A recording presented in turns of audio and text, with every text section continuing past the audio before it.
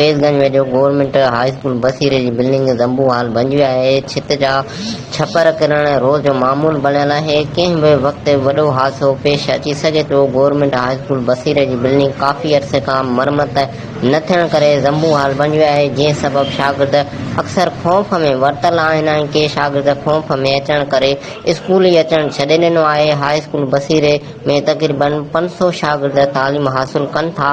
1990 में स्कूल जी बिल्डिंग क़ाइमु थी त ॿीहर हिकु दफ़ो बि रिपेयरिंग न थी सघी, जंहिं जे नतीजे में फर्नीचर ऐं काफ़ी वक़्त खां चौदीवारी टुटल आहे। बिजलीअ जो सिस्टम ख़राबु, बोर्ड जूं तारूं टुटल आहिनि। काफ़ी वक़्तनि खां एजुकेशन डिपार्टमेंट ऐं ॿियनि वस वारनि खे शिकायतूं कया आहिनि, पर तालीम खाते को बि नोटिस न वरितो आहे।